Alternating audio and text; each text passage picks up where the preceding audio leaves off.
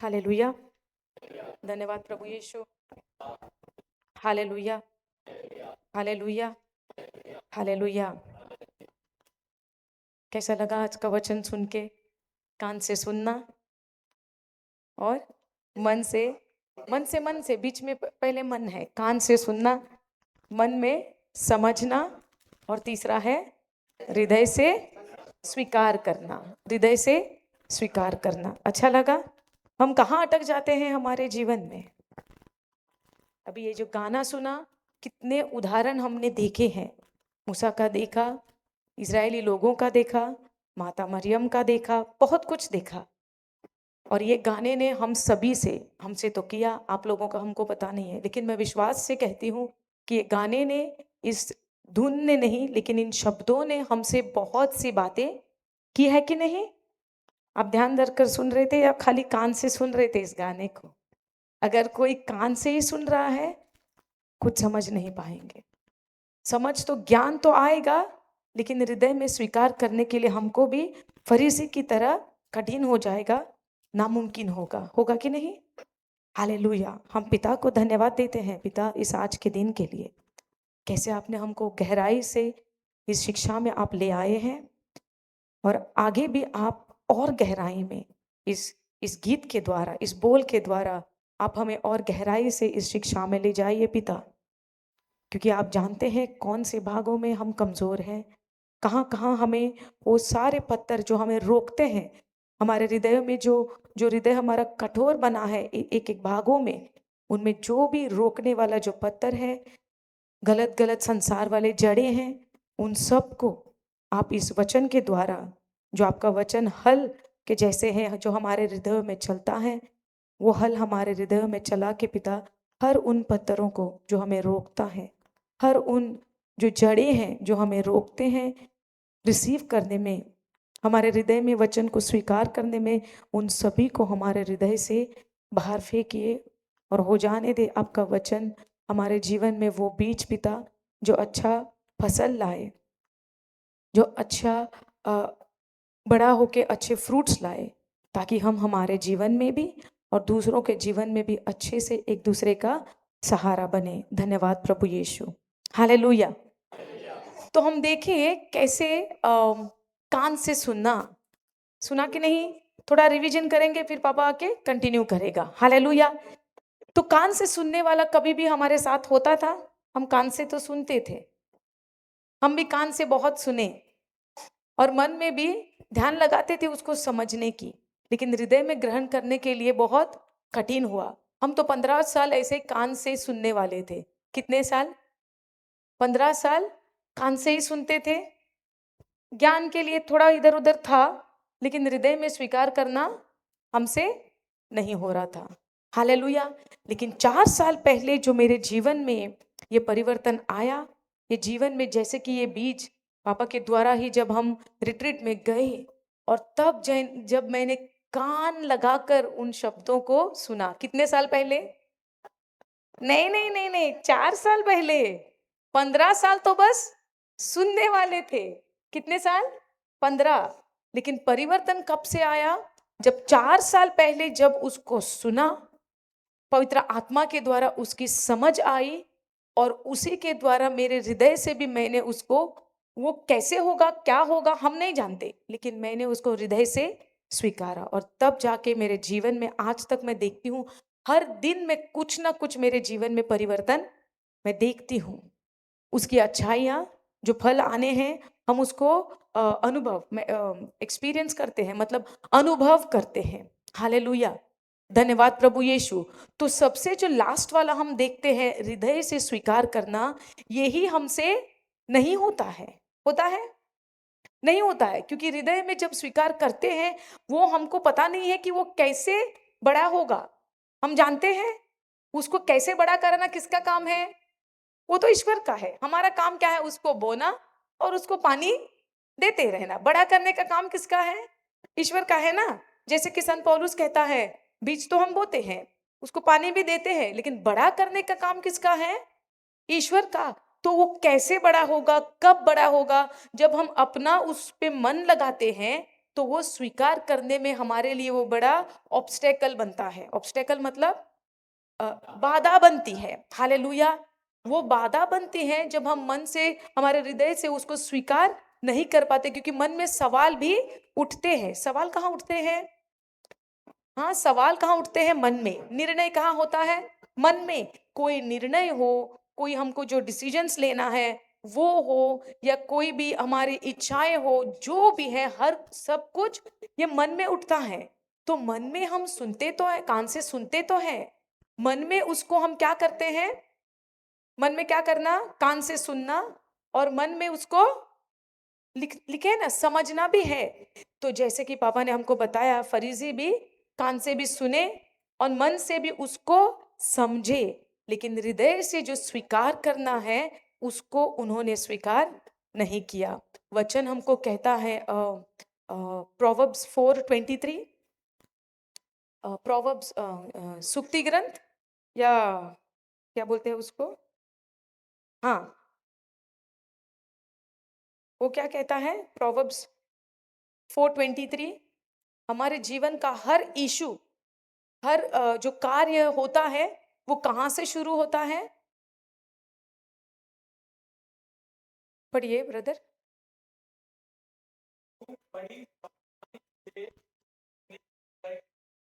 हो, हम्म। क्योंकि जीवन का स्रोत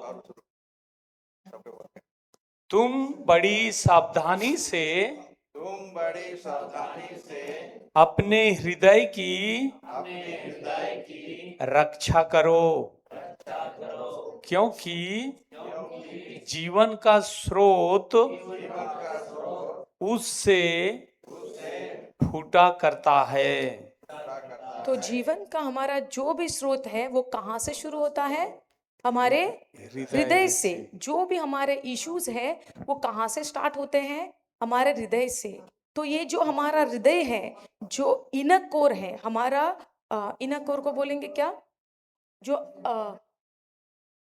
क्या बोलेंगे? Inner core. जो हृदय हमारे आत्मा से भी जुड़ा है और हमारे मन से भी जुड़ा है। तो ज्ञान तो हमको हमारे मन से मिलेगा, हमारे माइंड से हमको ज्ञान तो मिलेगा, लेकिन हमारा हृदय वो जगह है जहां से हमारे जीवन का हर इशू जुड़ा होता है। तो इसके लिए ये जो हृदय से हम जो स्वीकारते हैं या स्वीकारना है, वो सबसे महत्वपूर्ण हमारे जीवन का भाग है। तो मन से ही ज्ञान रखना, मन तक ज्ञान रखना हमारे जीवन में परिवर्तन नहीं लाता। ये वचन से हम देखते हैं प्रोवर्ब्स 4:23 से, कि हृदय हर चीज से जुड़ा है। जीवन में परिवर्तन लाना, ईश्वर के वचन के अनुसार, जो साचा के बारे में पापा ने बताया, जो ईश्वर का वचन है उसके अनुसार, उसके आकार से अगर हमारे जीवन में जो कुछ भी होना है, आकार कौन सा है? ईश्वर का वचन। सो जिस प्रकार से हम उसको लेंगे और उस आकार में डालेंगे तो ही वो होता है। लेकिन हम उसको अपने हृदय से स्वीकारते नहीं तो वो आकार आएगा। आकार आना मतलब उस तरीके से परिणाम आना, शेप है। लेकिन उसका अर्थ ये है, अगर हम हृदय से उसको स्वीकारते नहीं तो वैसा आकार हमारे जीवन में होएगा नहीं, मतलब होगा नहीं। जिस वचन घोषणा तो सब करते हैं कि नहीं? वचन को बोलना हम सब करते हैं। कल जैसे कि हम पढ़ रहे थे, प्रार्थना तो सब करते हैं, वचन को बोलते तो सब हैं, लेकिन जरूरी नहीं है कि वो व्यक्ति अपने हृदय से उसको विश्वास या उसको स्वीकार करता है। हो सकता है कि नहीं? और हम भी उस क्षेत्र में, कई कबार हम उस क्षेत्र में पड़े हैं या उसमें उस दौर से हम गुजरे हैं। क्योंकि जो हृदय से स्वीकार होता है वो आंखों देखा एविडेंस या सबूत नहीं ढूंढता। हालेलुया। जब माता मरियम का जो नाम हमने सुना है इस गीत में, उसने आंखों देखा सबूत ढूंढा कि कैसे होगा। आंखों से देखा सबूत ढूंढा। आंखों से सबूत क्या होना चाहिए था? कि उसको एक पुरुष के साथ संबंध होना चाहिए, फिर ये कार्य होगा, है कि नहीं? ये आंखों देखा वाला सबूत है, क्योंकि संसार इस रीति से बच्चे होते हैं, है कि नहीं? लेकिन जब उसको वो संदेश मिला, संसार वाला तो ज्ञान था कि वो कैसे होगा, लेकिन वो संसार वाला ज्ञान और ये जो प्रभु का जो संदेश आया है, दोनों अभी क्या है, अलग अलग है। तो उसको वो ज्ञान तो मिला, उसको वो ज्ञान तो मिला, अभी बाकी क्या है, अपने हृदय से इसको स्वीकार करना। और जब तक वो अपने हृदय से उसको स्वीकार नहीं करती, वो कार्य होके आएगा नहीं आएगा। तो क्या करेगी, उसने उसको सवाल किया कि ये कैसा संभव है, क्योंकि मुझे तो पुरुष के साथ कोई शारीरिक संबंध नहीं है। तो ये सवाल करना गलत है। सवाल उसने किया क्योंकि उसको जानना था कि ये कैसे होगा, हमको तो कोई रिश्ता किसी पुरुष के साथ शारीरिक नहीं है। हालेलुया। और तब जाके उस स्वर्गदूत ने उसको बताया कि ये कैसे होगा।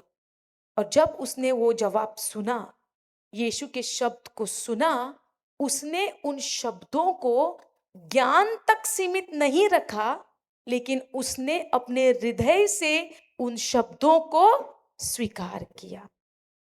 हालेलुया।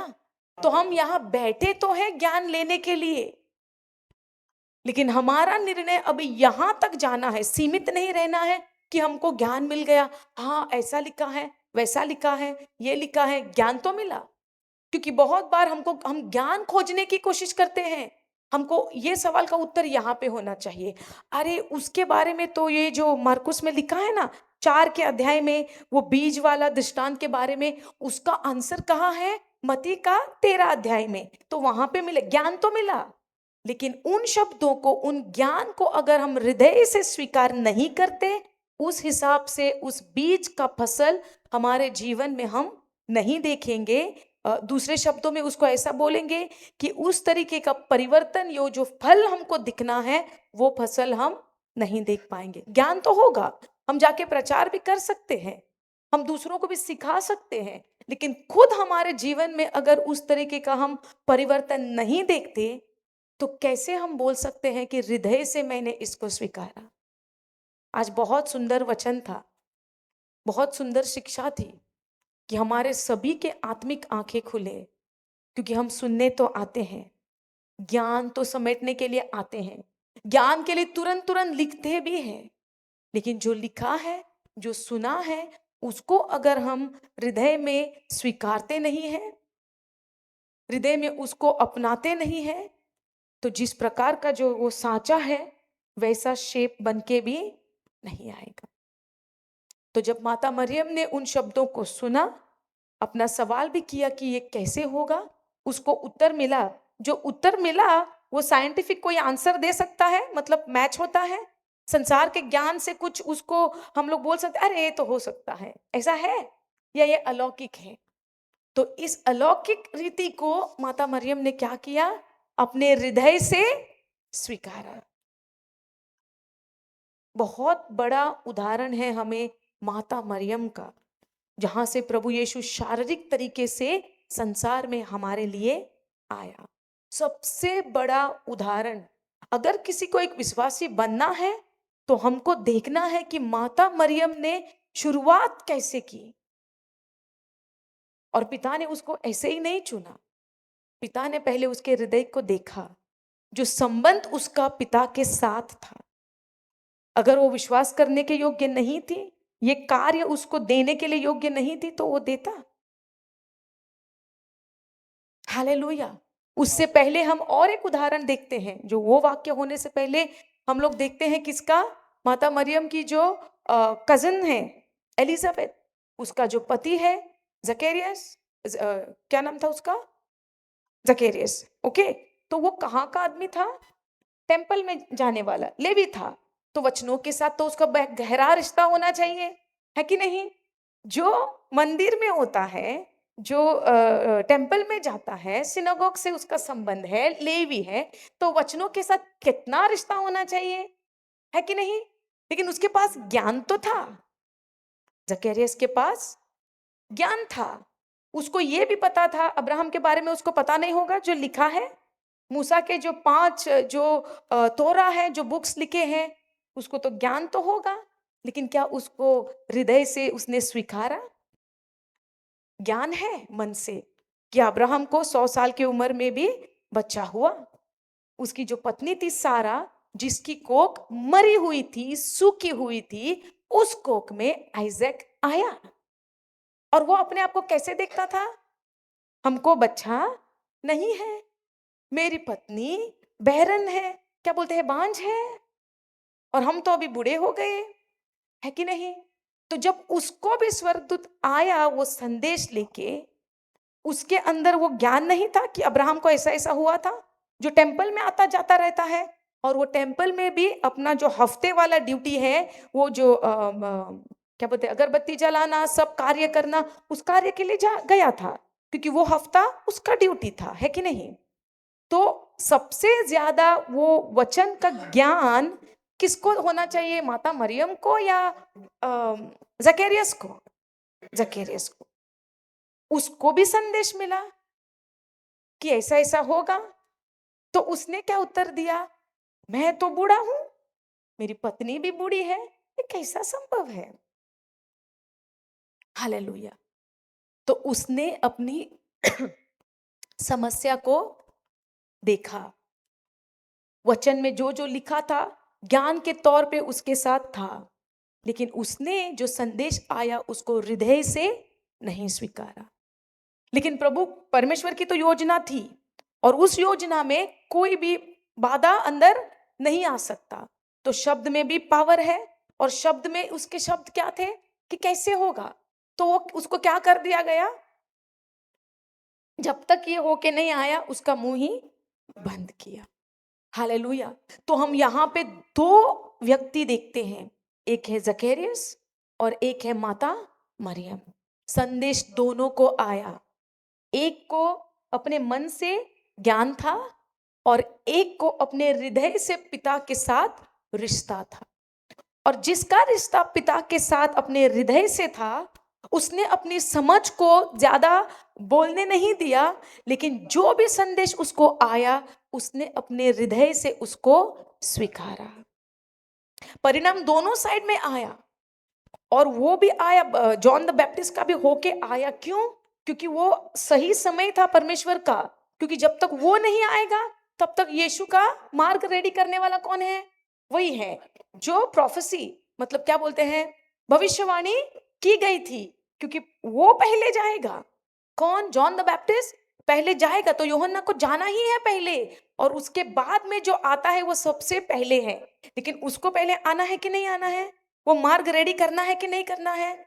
तो उसका पिता अभी क्या, अगर अविश्वास के शब्द बोलेगा तो परमेश्वर का कार्य तो रुकेगा। तो परमेश्वर ने कुछ समय के लिए उसका मुंह ही बंद किया। आप समझ पा रहे हो? लेकिन जो उसकी भविष्यवाणी है वो होनी तो है। लेकिन यहाँ पे हम क्या देखते हैं? हृदय से स्वीकार करना। और जब हम हृदय से स्वीकार करते हैं, हम परमेश्वर के साथ जो रिश्ते में है, हृदय से स्वीकार करते हैं, हम उसका परिणाम देखते ही हैं। हालेलुया। तो हर बार जब माता मरियम के बारे में हम सोचेंगे या उसके बारे में ही समझेंगे, जब आगे का जर्नी बढ़ा, उसने हर वाक्य को, हर प्रतिज्ञा को, प्रोमिसेस को, कि उसका नाम तुम यीशु रखना, जीसस रखना, और वो उसका राज्य कभी खत्म नहीं होगा। हालेलुया। ये सब कुछ प्रतिज्ञाएं उसको दी गई। उसने सारी प्रतिज्ञाओं को कहाँ समेटा, कहाँ रखा? अपने हृदय में रखा। रखा कि नहीं रखा? सब कुछ। लेकिन जो कुछ उसने अपनी आंखों से देखा, क्या वो प्रतिज्ञाओं से मिलता था? सब कुछ पूरा का पूरा उल्टा था। तो जब ये जो भी वो कुछ देख रही थी अपनी आंखों से, जो सब कुछ उल्टा है, तो उसने कितनी बार अपना मुंह खोलना था? हर बार खोलना था कि नहीं? जैसे कि हम खोलते हैं। प्रतिज्ञा तो हम लेते हैं, ज्ञान भी लेते हैं और निर्णय भी लेते हैं, हम विश्वास करेंगे। लेकिन जरा सा कुछ संसार वाला हमको दिखा, हम मुंह खोल के क्या बोलते हैं? जो लगाया है उसको उखाड़ते हैं। लेकिन माता मरियम सबसे बड़ी उदाहरण है, हमें सिखाने के लिए, हमें दिखाने के लिए कि विश्वास करना अपने हृदय से, परमेश्वर के वचनों को स्वीकारना अपने हृदय से, और उस सांचे में उसको अंत तक कैसे रखना है। कब तक? कब तक? कब तक? अंत तक। क्योंकि जब पवित्र आत्मा उतर के आया पेंटकॉस्ट के दिन, तब भी वो उन लोगों के साथ में थी। तो वो एक हमें सबसे बड़ा उदाहरण है, कैसे जब ज्ञान आता है, वचन आता है ज्ञान के रूप में। वचन कैसे आएगा? ज्ञान के रूप में ही आएगा, जैसे कि हम सभी को अभी आ रहा है। लेकिन जरूरी नहीं है कि हर कोई उसको अपने हृदय से स्वीकारता है। तो वचन हमें सिखाता है, हर एक के जीवन से हमको ये उदाहरण से हम देखते हैं। हमने देखने के लिए अब्राहम का उदाहरण देखा, हमने मूसा का उदाहरण देखा, हमने इजराइलियों का उदाहरण देखा कि नहीं देखा? हमने संत पौलुस का उदाहरण देखा, हमने पतरस का उदाहरण देखा। इन 3 दिनों में हमने कितने से उदाहरण देखे कि कोई किसी की शुरुआत तो हुई, बीच में जाके डगमगाया, फिर जाके उठा, फिर जाके संभला, फिर जाके अंत में फाइनली वो पूरा का पूरा अपने हृदय से स्वीकार के अपनी यात्रा को चल पड़ा। और वो देखते हैं हम पतरस के जीवन में, कैसे शुरुआत हुई, कैसे बीच में डगमगाया, कैसे बाद में फिर भूल गया वो प्रतिज्ञाओं को, और फिर चला गया अपने बिजनेस में, वापस से मच्छी का बिजनेस में। और जब प्रभु यीशु आया पुनर्जीवित होने के बाद में, और उसको ढूंढते ढूंढते कहाँ गया? उस जगह तक जहां वो लोग मच्छी मारने वापस चले गए। क्या यीशु भूला अपनी प्रतिज्ञा? नहीं। हालेलुया, धन्यवाद प्रभु यीशु। अगर हम हमारे जीवन में हर दिन कुछ ना कुछ परिवर्तन, क्योंकि हमको सीमित तक नहीं रहना है। अगर कल मेरे जीवन में इतना सा कुछ परिवर्तन हुआ ना, आज मुझको क्या अपेक्षा रखनी है? आज थोड़ा इतना होगा। कल मेरी अपेक्षा क्या होनी चाहिए? इतनी होनी चाहिए। परसों कितनी होनी चाहिए? और उसके बाद, और उसके बाद, और उसके बाद, और उसके बाद बात ऐसा नहीं होना कि घटना है, लेकिन हमारे रोज के जीवन में हमारी तैयारी, हमारा वचन को सुनना, सुन के उस पे मनन करना, उनको घोषणा करना, ऐसी तैयारी होनी चाहिए कि हर दिन हम यहाँ तक सीमित नहीं रहे, कि हम हर दिन यहाँ से यहाँ, यहाँ से यहाँ, यहाँ से यहाँ और आगे ही बढ़ना है। हालेलुया, धन्यवाद प्रभु यीशु। जैसे कि हम देखते हैं पतरस जब पेंटकोस्ट के दिन पवित्र आत्मा उतर के आया, कितने जनों ने अपना जीवन प्रभु यीशु को दिया उस प्रचार के बाद? 3,000। उसके बाद वचन कहता है वो बढ़ गए 5,000 तक, है कि नहीं? तो उसके बाद बढ़ते गए, बढ़ते गए, बढ़ते गए, और वो जो बढ़ता बढ़ता गया, हम भी आए कि नहीं आए उसमें? अरे उस दिन उसने नहीं किया होता और डर के मारे वापस गए होते, या हम होते नहीं ना। तो जब ये बढ़ता गया, बढ़ता गया, बढ़ता गया, हम भी आज उस गिनती में हैं।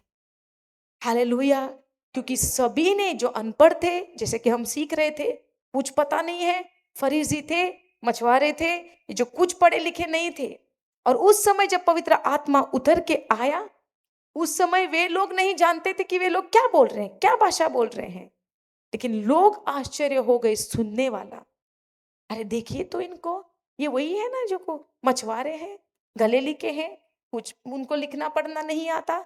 आज उन्हीं के पत्र हम सीख के, पढ़ के, हमारे जीवनों में हम परिवर्तन देख रहे हैं। हालेलुया।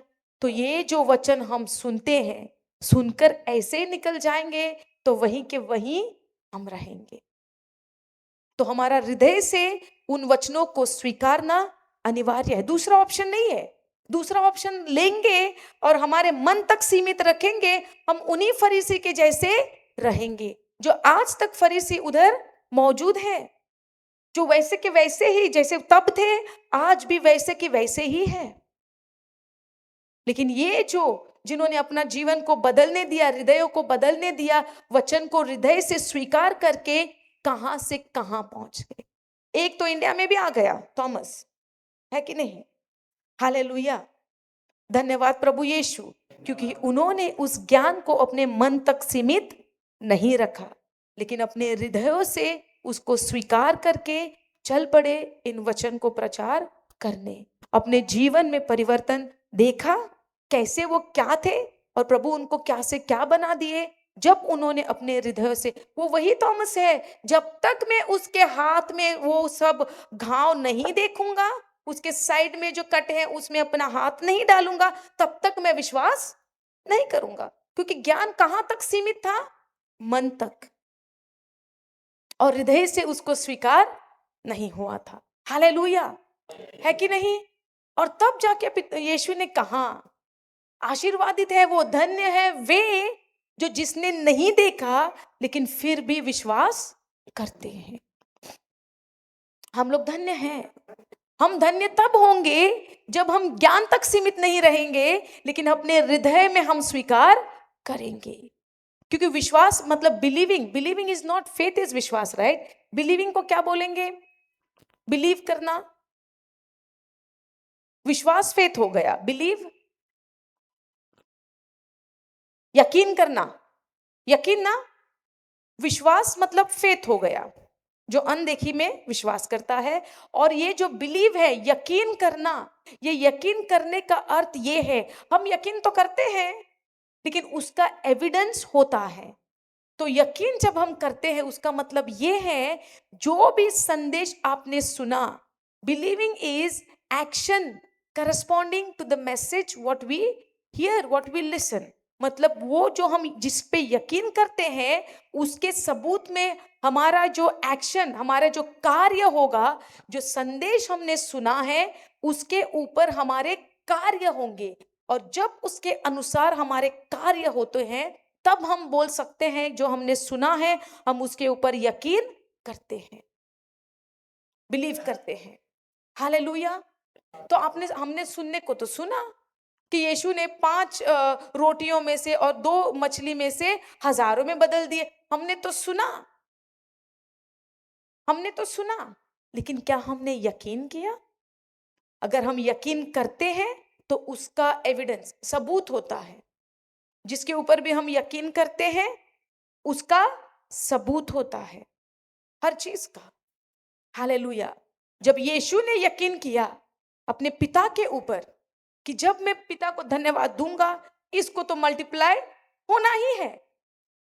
वचन में यूहन्ना का पुस्तक में लिखा है, ही न्यू, वो जानता था कि वो क्या करेगा।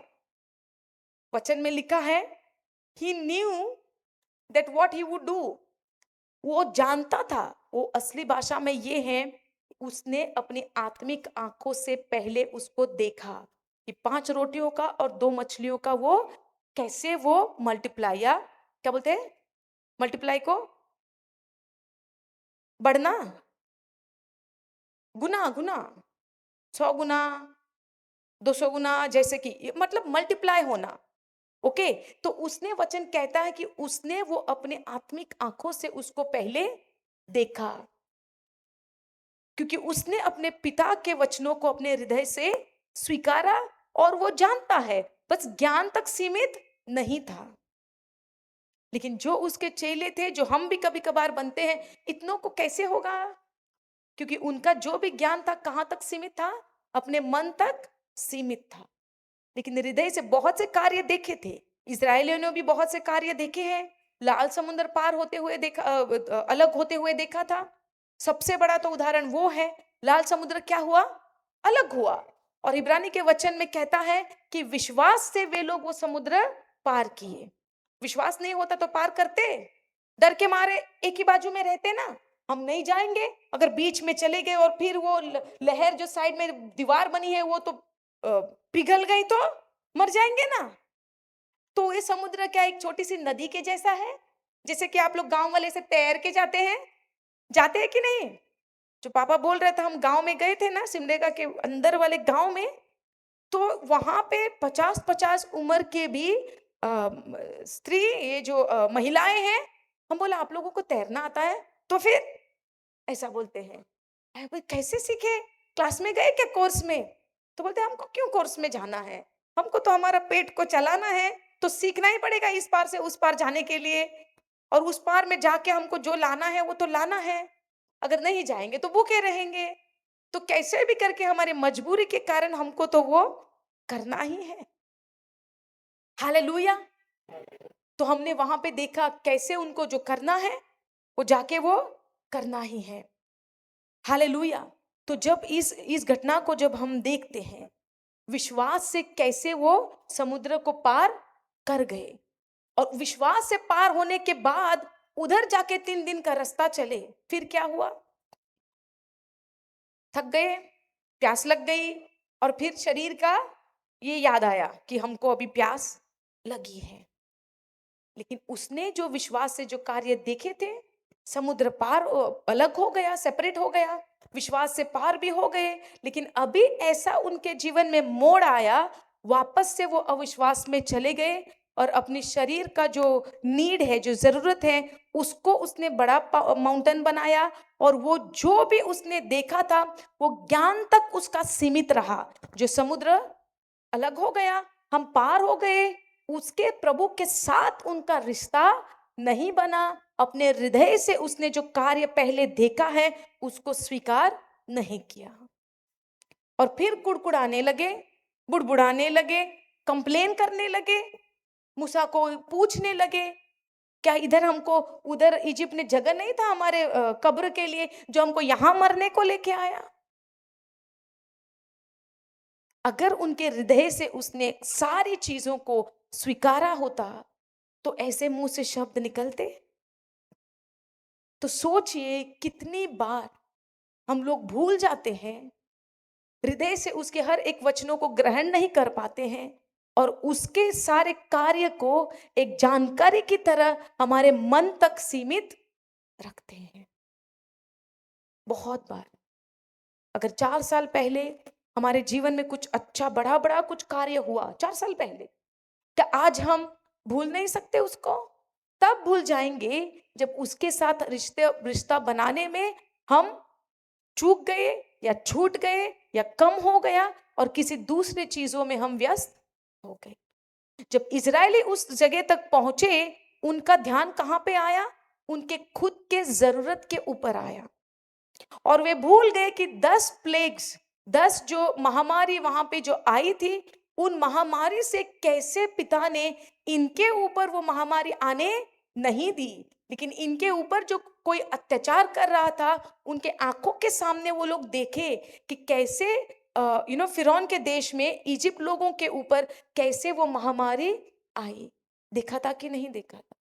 यहां तक देखा कि मौत तक आ गई। जब मौत आती है घर में तो रोना आएगा कि नहीं? जब घर के बच्चे मरने लगे बड़े बड़े, तो चिल्लम चिल्ली होगी कि नहीं होगी घराने में? और उनके घरों, दुश्मन के घरों में रोना चल रहा है, उसको बोलते हैं वीपिंग हो रहा है, चिल्लम चिल, जोर जोर से चीख चीख के रो रहे हैं। और ये जो इजरायली के घरों में क्या बन रहा है? उस मेमने का खाना, जश्न बन रहा है कि नहीं? त्योहार बन रहा है कि नहीं? तो दुश्मन के घरों में रोना हो गया और इनके घरों में जश्न हो गया। तो सोचिए, पिता आपसे कितना प्रेम करता है और कैसे दुश्मन के हाथों से तुमको प्रोटेक्ट, मतलब क्या क्या प्रोटेक्ट करना, रक्षा रक्षा करे हुए रखा है, बचा रखे हुए है। और ये सब कुछ अपनी आंखों से देखते हुए चले गए। समुद्र भी पार हो गया, है कि नहीं? बड़े बड़े दीवार उठे दोनों तरफ से, पानी के दीवार। अगर आपके सामने बड़ा सा समुद्र है, समुद्र आपने कभी देखा है? नहीं तो गोवा आ जाइए, आप देख लेंगे। हालेलुया। हम सब समुद्र आपको दिखाएंगे, कैसे समुद्र होते हैं। देखिए ना, उड़ीसा में भी है एक, दूसरे वाले भाग में, है कि नहीं? नहीं तो आपने टीवी में तो देखा होगा। क्या अगर ऐसा समुद्र पार होता है और बड़े बड़े पानी के दीवार बनते हैं, आपकी हिम्मत होगी बीच में चलने की? हिम्मत होगी हमारे बीच से जाने की? अगर विश्वास है तो होगा। और वचन कहता है नए नियम में कि विश्वास से उन लोगों ने उसको पार किया। एक एक कदम जाते हैं, देखते हैं कि नहीं कि पानी का दीवार है, कब आके लेके जाएगा पता चलेगा। जैसे कि वो फिरौन राजा को लेके गया कि नहीं, डुबाया कि नहीं, मर गए ना उस पानी में। कि फिरौन ने क्या देखा, अरे पानी का तो दीवार बन गया है, चलो हम भी जाएंगे। वे तो चले गए, हम भी जाएंगे। घुसे पानी में, घुसे, रास्ता देखे घुसे, हाँ घुसे। लेकिन उसके बाद क्या हुआ? दुश्मन पीछे आते हुए देख के पिता ने अपनी प्रजा की ऐसी रक्षा की, सब कुछ हुआ। हम आपको ये क्यों बोल रहे हैं कि हमारे जीवन में भी बहुत से कार्य हम देखेंगे, लेकिन आगे जाके ऐसा भी मोड़ आएगा, हमारे विश्वास की परीक्षा होगी।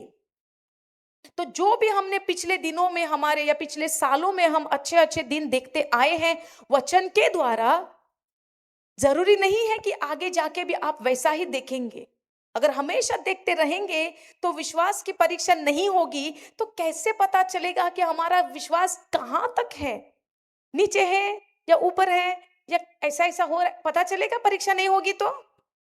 अगर आगे जाके भी मारा नहीं आया होता, पता चलता कि इजरायली अभी क्या सोच रहे हैं, उनका हृदय कहां तक है, उनका जो ज्ञान है वो मन तक सीमित है, या सच में उन्होंने अपने हृदय से भी उसको स्वीकार किया है। हालेलुया। ये आज बहुत जबरदस्त टीचिंग था जो हम सभी के लिए जरूरी है, क्योंकि हम तो बहुत बार इन क्षेत्र में फंसते हैं कि हमको लगता है अरे वो वचन ना वहां लिखा है, ये वचन ना वहां लिखा है, अरे ये ना इसका अर्थ ना उधर लिखा है, इधर उधर इधर उधर, सब तो ज्ञान है और वो ज्ञान तक सीमित है। लेकिन जब बारी आती है कि हमें उस वचन को हमारे जीवन में अभी वो अप्लाई करना है और विश्वास से उसका परिणाम देखना है, तब हमारा हृदय कहाँ है, वो उस समय पता चलता है। और परिवर्तन की जो बात होती है, पिता की इच्छा है कि हमको, उसकी इच्छा है कि हम चंगे रहे, उसकी इच्छा है कि स्वस्थ रहे, उसकी इच्छा है कि हम हमेशा अपनी जरूरत हमको मिलती रहे, उसकी इच्छा है। लेकिन सबसे पहले वो ये चाहता है कि हम उसके वचनों पर हमारे हृदय से उनको हम स्वीकार करें। ये है उसकी इच्छा। सबसे पहले वो चाहता है कि हमारा रिश्ता उसके साथ इतना गहरा हो, जैसे कि हम देखते हैं पुराने नियम में शद्रक मिशक एंड अबेदnego, कैसे जब वो आग बढ़ाई गई और उनको भी पूछा गया, वो राजा उनको पूछता है अगर तुम हमको क्या बोलते हैं, इफ यू डोंट बाउ डाउन, मेरे सामने झुकता नहीं है वो पुतले के सामने, तो सभी को उस आग में डाल दिया जाएगा। और वो जो जो उदाहरण है उनके जीवन का हमें दर्शाता है कि कौन सा भी तूफान आए, कौन सी भी आग बरसने लगे, अगर ज्ञान तक सीमित है उसके वचन, उस आग में जल के मरेंगे। लेकिन वो वचन हृदय में स्वीकारा हुआ है, आग तो झाड़ियों को लगेगी, लेकिन आग तो झाड़ियों को लगेगी, आग की बरसात तो होगी, लेकिन वो झाड़ी नहीं जलेगी। वो वचन हृदय में ऐसा स्वीकार होना है कि आग तो आएगी, सुनामी तो आएगी, तूफान तो आएगा, लेकिन जब आग आएगी झाड़ी नहीं जलेगी। सुनामी जब आएगी हमारा घर टूटेगा नहीं, और जब ये तूफान भी हमारे जीवन में आएगा, हम उस तूफान में पानी के अंदर जाएंगे नहीं। आप समझ पा रहे हैं? ऐसे हमारे जीवन में इस वचनों के अनुसार परिवर्तन होना है। हालेलुया। धन्यवाद प्रभु यीशु, धन्यवाद प्रभु यीशु। और ये सब कुछ होता है विश्वास से, जो हम परसों से सीख रहे हैं। विश्वास बस ज्ञान नहीं है, विश्वास है अनदेखी वस्तुओं का प्रमाण। जब मूसा ने भी उस झाड़ी को देखा, और जब उसने देखा अरे जल तो रही है, लेकिन वो आग तो दिख रही है, लेकिन वो झाड़ी ऐसे के ऐसे ही है, ये कैसा है? उसको ज्ञान तो आया, ज्ञान में अरे ये तो हो रहा है, लेकिन उसने अगला निर्णय क्या लिया, मैं देखूं तो जरा क्यों ऐसा हो रहा है। उसको बोलते हैं वो कदम उठाना, कि उस चीज को अपने हृदय में स्वीकारना। अगर वो ऐसे ही देख के अरे कुछ तो हो रहा है उधर अजीब, जो समझ के बाहर है, हमको क्या लेना देना है, हम घर जाएंगे, तो वो ज्ञान मन तक सीमित लेके चला गया। अगर वो चीज देख के ऐसे ही निकल गया होता, प्रभु की योजना थी कि नहीं उसके प्रति, तो योजना उसको बताने से पहले प्रभु उसको ये कार्य दिखाया जो उसने आंखों से देखा। आंखों से देखा उसने, कुछ तो हो रहा है, ये उस चीज ने उसके साथ बात किया कि नहीं। कान से सुनना मतलब ऐसा नहीं कि कोई मुंह से बोलेगा तो ही हम सुनेंगे, जो कोई चीज देखते हैं वो हमसे बात नहीं करता। आपके बिल्स आपके साथ बात नहीं करते, तो वो पेपर बात करता है मुंह खोल के, या आप उसको आंखों से देखते हैं और कानों से सुनते हैं? जो ईएमआई का बिल आता है फोन पे, बिजली का बिल आता है, आंखों से देखते हैं ना, या कानों से देखते हैं उसको? आंखों से देखते हैं, लेकिन वही चीज जो आंखों से देखा है वो कान में बात करता है कि नहीं? अरे इतना पैसा मेरे अकाउंट में है क्या? नहीं है। होगा कि नहीं होगा?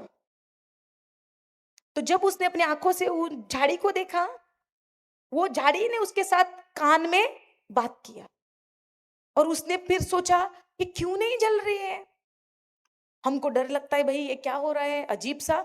हम भाग के जाएंगे अपने ससुर के पास और पूछेंगे आपके उस मरुस्थल में कुछ तो हो रहा है, जाके देखिए। लेकिन उसने निर्णय लिया, हमको देखना है ये क्यों ऐसा है। मुड़ गया और जाके देखने लगा, और जब उसने वो देखा, उसको पता चला ये कुछ तो है। और जब वहां से उसको, जब वो मुड़ा, पिता ने उसका हृदय देखा, सुनने को तैयार हुआ। अगर सुनने को तैयार नहीं था, वो भाग के घर जाता कि नहीं? तो हम भी यहाँ पे सुनने को तो आए हैं, हमने सुना बहुत कुछ है, लेकिन अगर हम सीमित रखते हैं उसको मन तक और हृदय तक स्वीकार नहीं होने देते, जीवन में परिवर्तन नहीं होगा। बहुत से उदाहरण हमने देखे, बहुत से उदाहरण हम समझते आए हैं, सुनते आए हैं, लेकिन अगर मन तक सीमित रहेंगे रखेंगे, तो उसका अनुसार, जो छासे के अनुसार जो बनना है वो नहीं बनेगा। हालेलुया। पापा यू रेडी? हाँ हाँ, आइए आइए, क्योंकि हमको वो नोट्स, हाँ हाँ बताइए, ले लीजिए ना माइक। हाँ, सर, चालू है। हाँ। जो वचन में निर्गमन ग्रंथ में कहता है, हम्म वो जैसे मूसा उसके पास जाने खोज रहा था, हम्म तब तो ईश्वर ने उसे कहा उसके पास मत जाओ। हम्म तो ईश्वर कहता है जूते उतारो। हम्म। तो मतलब जूते, उतारना जरूरी है। हाँ, ओके, ये पुराने नियम में है। सब सब हम लोग पापी ही थे। पर्दा था हमारे और ईश्वर के बीच में। क्या पर्दा था वो? हाँ, और अविश्वास का या पाप का? पर्दा कौन सा था? पाप का पर्दा था ना बीच में। क्या चीज हमको अलग करके रखा था? हाँ, जो पाप हमारे अंदर था वो अलग रखा था। अगर वो आगे देखिए, हम इसको ऐसे समझते हैं, नए नियम में जो प्रभु का यीशु का जो कार्य होना था वो अभी तक नहीं हुआ था। तो जब पिता आता है, पिता उसके साथ बात करता है, पिता उससे कहता है जहां तुम खड़े हैं वो जगह पवित्र है, अपने चप्पल को भी उतार देना। तो उस, हम समझते हैं वो कार्य, वो शब्द हमें दर्शाता है उसकी पवित्रता। जो पाप के कारण हम ईश्वर के साथ आत्मा से जुड़े नहीं हैं। लेकिन आज के नियम में जब हम यीशु के कार्य के बाद जो देखते हैं, जब यीशु ने अपने प्राण को उस क्रूस पर दिया, उस समय क्या हुआ? वो जो पर्दा था जो हमारे और ईश्वर के बीच में हमको रोक के रखता था, वो पर्दा नीचे से ऊपर से फट गया। फट गया कि नहीं? फट गया। वो हमें ये सिंबल दिखाता है, जो भी हमारे बीच में, जो ईश्वर और हमारे बीच में जो अंतर था, उस अंतर को यीशु ने ये जो चीज, ये शब्द बोले, इट इज फिनिश्ड। हालेलुया। जो हमारे अंतर था, जो भी पाप के कारण हम ईश्वर के साथ एक नहीं हो सकते थे, उसके राज्य में हम आ नहीं सकते थे, उस रुकावट को यीशु ने खुद अपने से उसका भरपाई, उसका पेमेंट करा के हम में और ईश्वर में जो अंतर था उस अंतर को दूर किया, मिटा दिया।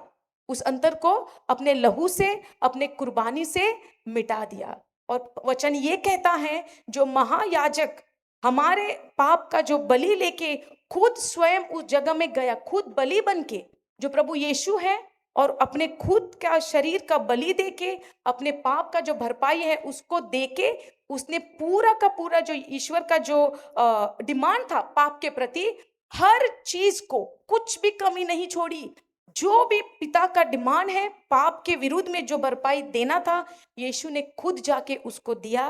और उस कार्य से जो भी हमको अपवित्र हम थे, जो ईश्वर के सामने में सीधे सीधे नहीं जा सकते थे, उसको देखना भी नहीं था। जो कोई ईश्वर को देखेगा वो जीवित नहीं रहेगा, है कि नहीं? और यीशु ये भी कहता है नए नियम में, पुत्र के अलावा पिता को किसी ने नहीं देखा। वो आग के रूप में देखे या किसी के एंजल्स के रूप में देखे, ये सब पुराने नियम में हुआ था, या वचन के रूप में उनको वो सुने। हालेलुया। तो जब मूसा उस समय था, पाप के स्वभाव में था कि नहीं था? जहां पे खड़ा था वो अपनी पवित्रता उसको दर्शा रहा था, ये हम समझते हैं। पापा, if you have any other answer for this you can give. हाँ, no, he is asking why God said to Moses, the place where you are standing, it is a holy place, you have to take off your sandals.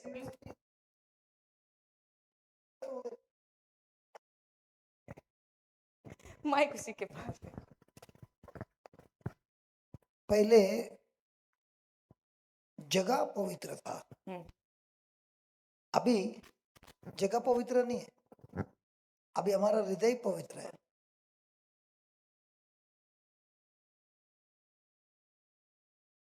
सबको चोक लग गया।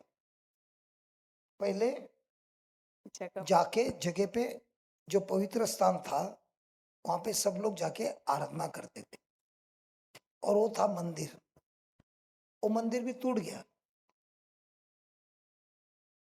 अच्छा, मैं इसके बारे में बताता हूँ। आइए ना आप इधर। चलो, ये सवाल पूछा बहुत साल पहले का बात है। पहले प्रभु ने बगीचा बनाया, वो था पवित्र।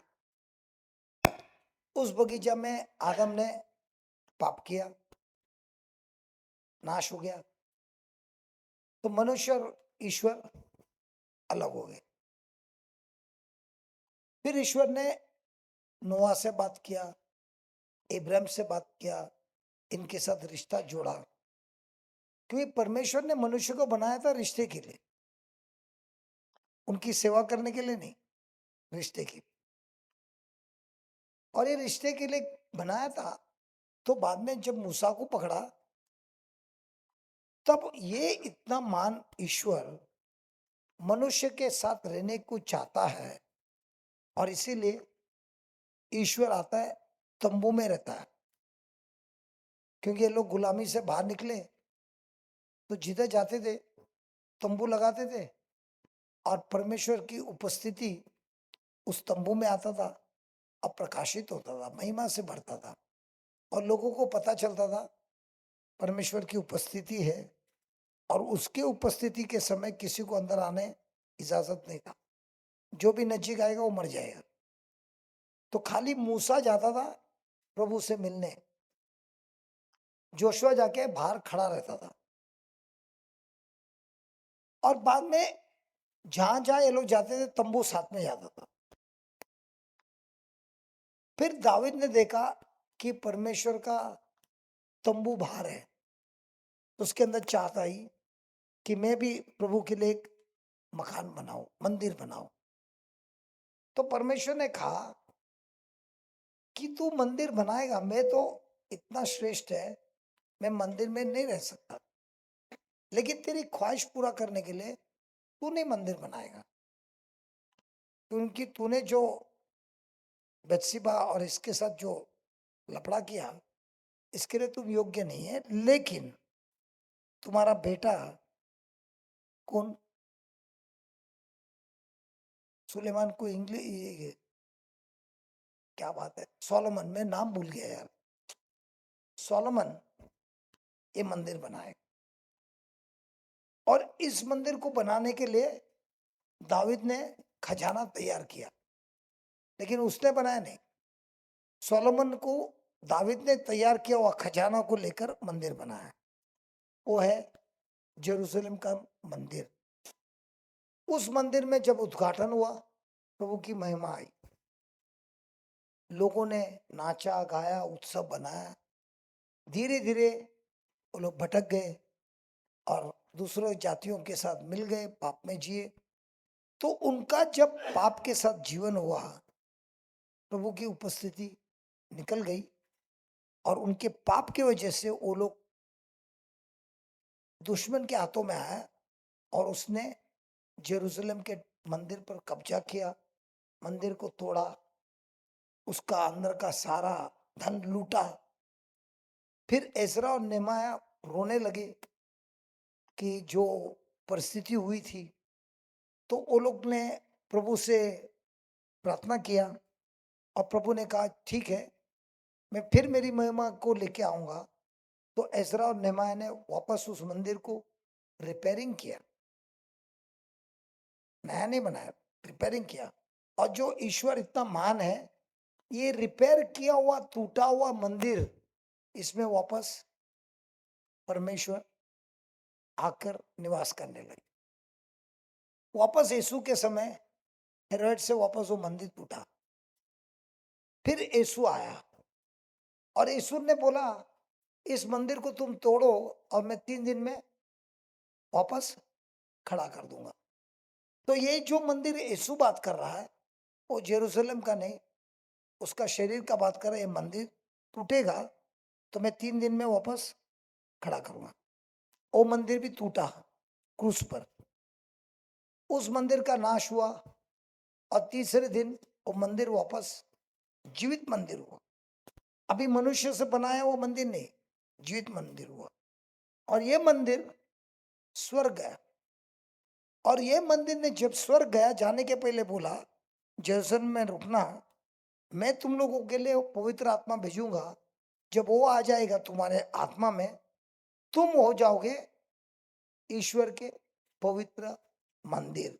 तो अब जो मंदिर है स्थान मंदिर नहीं है, अभी आप और हम ईश्वर के मंदिर। और हम ईश्वर के मंदिर है, उसका सबूत कैसे होता है? हमारे कार्य से। क्योंकि अब जो हम जीते हैं, मंदिर चलाता है, कार्य करता है, कि मंदिर में ईश्वर जी निवास करता है? अरे मंदिर में कौन कौन जीता है, कौन निवास करता है? ईश्वर। तो मंदिर को चलाने का काम किसका है? ईश्वर का। लेकिन ये मंदिर किधर है? हमारे अंदर है। तो ये जो मंदिर है इसको चलाता कौन है? ईश्वर। हम क्या कर रहे हैं? उनके साथ जुड़ते हैं। और इसीलिए ये मंदिर अभी नया है, ये हम नई सृष्टि है, पवित्र मंदिर है। इसलिए अभी जगह से कुछ लेना देना नहीं है। अब जो है, जहां आप खड़े रहते हैं वहीं पे प्रभु की उपस्थिति खड़ी होती है, वही आप ही मंदिर है। अभी अगर ये बोलेगा तो सबका दिमाग खराब हो जाएगा, लेकिन बाइबल के हिसाब से यही सच है। अभी आप बताइए, सीमेंट का मंदिर बनाने के लिए कितना चंदा पैसा इकट्ठा करता है? करोड़ों। फिर उसका डेकोरेशन होता है, फिर उसका उत्सव होता है, उसके ऊपर नाच गाना होता है। इतना खर्चा करने के बाद भी प्रचार कितना होता है? और जो लोग उत्सव करता है उसमें क्या गारंटी है वो लोग ने वचन को हृदय से लिया है? इसके लिए प्रभु बोलता है अभी का जो मंदिर है सीमेंट का नहीं है, हृदय का है। पहले मैं भी है ना क्रिप बनाता था, क्रिप क्रिसमस के टाइम क्या बोलते हैं उसको,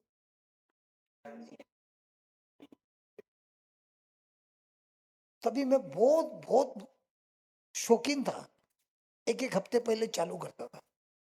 एक दिन मेरे को प्रभु ने पूछा, भाई तुम इसको इतना मेहनत करता है, उससे थोड़ा मेहनत करना और इसको खूबसूरत बना देना, मैं इसमें प्रसन्न होगा। अभी जो क्रिप बनाता है, क्रिप तो खूबसूरत है, लेकिन जिसने बनाया उसको बाइबल का ज्ञान है? कंपटीशन में तो लग गया उसका नंबर, लेकिन वचन जानने में नंबर है क्या? तो हमारा सब सोच है ना, आत्मा का है कि शरीर का है? शरीर का है तभी देखते चप्पल अंदर मत लेके ना बाहर रखना। अरे रांची में जब हमारा लंच ब्रेक होता है ना, जो प्लेट धोया रहता है उसको लेता है, वापस घिस घिस के प्लेट को धोता है। ऐसा घिसता है हमारा प्लेट भी पतला होता है, लेकिन प्लेट को घिसे बगैर खाना नहीं खाता है। तो मैं वीरेंद्र को बोलता, देख रहे सब लोग क्या घिस घिस के साफ कर रहा है, और धोने का टाइम भी घिस घिस के साफ करता है, अच्छा है। लेकिन जो धोया प्लेट वो वापस धोता है। क्या ऐसे ही हमारे हृदय को घिस घिस के वचनों से धोता है क्या? प्लेट तो साफ होना, हृदय कैसा भी रहेगा तो चलेगा। हमारा हाथ साफ रहना मांगता है, हाथ भले साफ है लेकिन हृदय तो कचरा भरा है, उसका क्या करेगा? तो हमारा ध्यान किधर रहना है?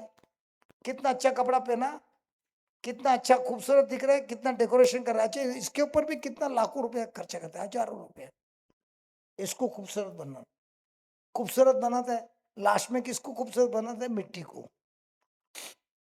लास्ट में जाएगा किधर? मिट्टी। खाएगा कौन?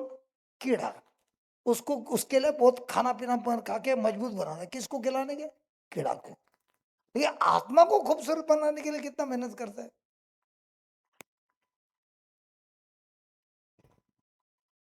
इसके लिए हमारी जब प्रवचन होता है, हमारा ना तो पोस्टर लगता है, ना तो मिनिस्ट्री का नाम लगता है, कुछ नहीं लगता है। क्यों? हमारा पोस्टर है ही नहीं। हमारा पोस्टर है यीशु हम सबका चरवा है, हम सबका मुक्तिदाता है, हमारा प्रभु है, यही हमारा पोस्टर है। मिनिस्ट्री का नाम रखता है ताकि लोगों को मालूम पड़े कि कहां से आया है, लेकिन मिनिस्ट्री का नाम कभी बोलता है मैं? क्योंकि मेरे को बोलना है खाली यीशु का नाम। मिनिस्ट्री कब होता है? मिनिस्ट्री आपको बचाता है, मिनिस्ट्री आपका उद्धार करता है। अरे मिनिस्ट्री आपका चमत्कार करता है, करता कौन है? और एडवर्टाइजमेंट किसका होता है? जिसको समझ में आता है खर्चा ही नहीं करता है। बोलते उतना खर्चा करने के बदले में किसी को गरीब को खाना खिलाएगा, प्रभु बोलेगा क्या मस्त काम किया। अभी इधर डेकोरेशन किया, फूल बिल लगाया, सब दिखने में तो मस्त है, यही पैसा लेके मैंने गरीब को खिलाया। प्रभु बोलेगा यार तूने डेकोरेशन नहीं किया, मेरा को कुछ स्वागत नहीं किया। प्रभु को स्वागत मांगता है। प्रभु बोलता है जब तूने एक भिखारी को खाना खिलाया, मेरे को खिलाया। और हमको प्रभु को कितना राजा से सा स्वागत करना है। वो बोलता है अगर मेरे को स्वागत करना है तेरे हृदय में, अच्छा राजा जैसा स्वागत करना। मतलब क्या? खूबसूरत बना के नहीं। मैं जो बोल रहा हूं, अगर तू मानता है मैं राजा है तो मेरी बात सुनना, तब तो बोल सकता है मेरा राजा है। डेकोरेशन तो अच्छा करता है, जब आज्ञा का पालन करना पड़ता है तभी मैं राजा हूं। प्रभु आप जरा बाजू में बैठ जाइए, मेरा मुकुट जो है उसको चमकना है। अभी चप्पल से कुछ मतलब है? आपको मालूम है अगर मैं चप्पल नहीं पहना होता ना, कब का मैं मर गया होता। मैं मैसूर में था, प्रचार कर रहा था, नया हॉल था, ब्रांड न्यू हॉल, पहले बार प्रचार हो रहा है, और उधर तो चप्पल निकालने का था नहीं, तो शूज पहन के मैं प्रचार कर रहा था। अचानक शॉर्ट सर्किट हुआ, और मेरे हाथ में था माइक, और इतना करंट मेरे बदन के अंदर से गया, एक कुछ सेकंड के लिए हॉल जितना कॉलेज में कंप्यूटर थे सब जल गए, सब के सब। इन्वर्टर जल गया। मतलब सोचो मैंने कितना करंट खाया। करंट खाया, मेरा हाथ जो था ना, ये माइक छूटता नहीं था, और वो शॉर्ट सर्किट हुआ, फ्यूज भी सब जल गया। तो मेरा ये हाथ है ना, उंगली भी नहीं हिलता है, कुछ भी नहीं हिलता है।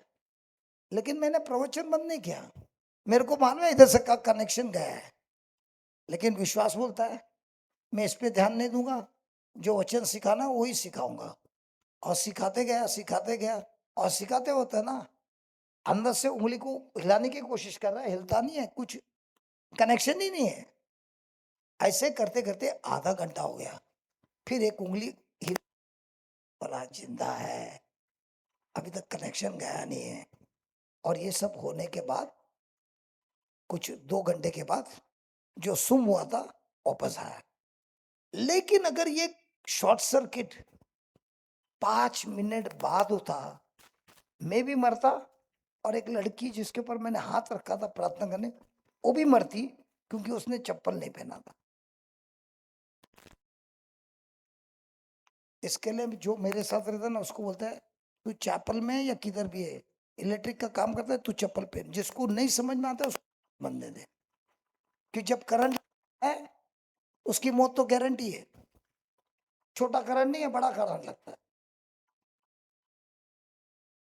और बाद में पता चला इतना सब हो गया, और बाद में मैंने बोला वो करंट लगा था तो निकला ना, वो करंट मेरे अंदर से गया, लेकिन मैंने उफ तक बात किया। मैंने ये बोला कि मेरा हाथ नहीं चल रहा है। मैंने जो प्रचार करने का था वो चालू रखा चिल्ला चिल्ला के, लेकिन हाथ का कनेक्शन टूट गया। तो क्या लगता है मैं अपंग हुआ है कि नहीं हुआ है? दिमाग क्या बोलता है? तेरा हाथ गया, कनेक्शन नहीं, उंगली हिलता नहीं है, तेरा कनेक्शन गया। विश्वास क्या बोलता है? नहीं, मैं विश्वास से प्राप्त वचन बोलता जाऊंगा, और चालू ही रखा। अब फिर मेरा उंगलियां हिलने लगी वो 2 घंटे के बाद। होना ही है ना, हृदय से ग्रहण किया तो होना ही है ना। मन से होता तो क्या होता? प्रार्थना करो। अरे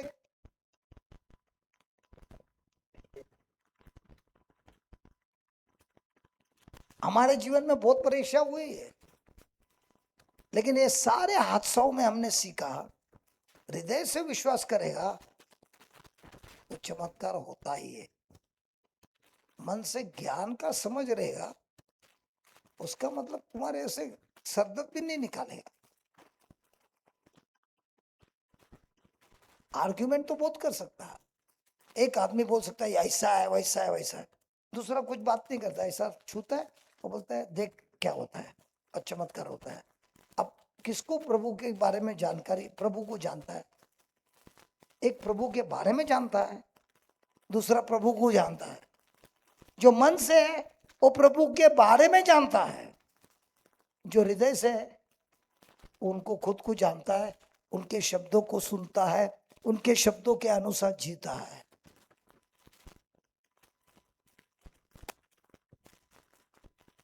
तो कंपटीशन में आप जीत सकता है क्योंकि आपके पास ज्ञान बहुत है, लेकिन जिंदगी की परीक्षा में क्या होता है?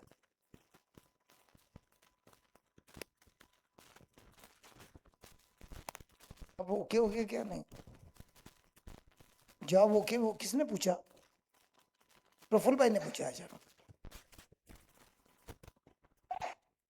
आई मान लो उस दिन चप्पल नहीं था, मेरी मौत ऑन द स्पॉट होता, क्योंकि क्या हुआ 220 का 440 हो गया, 2 फेस एक ही बार आया।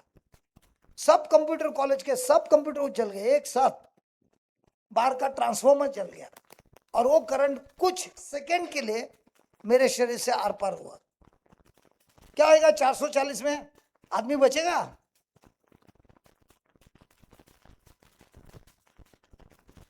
लिखिए, नया फाइल खोलना कि नहीं उसको बोल रहा है। It takes not even 1 minute, I wanted to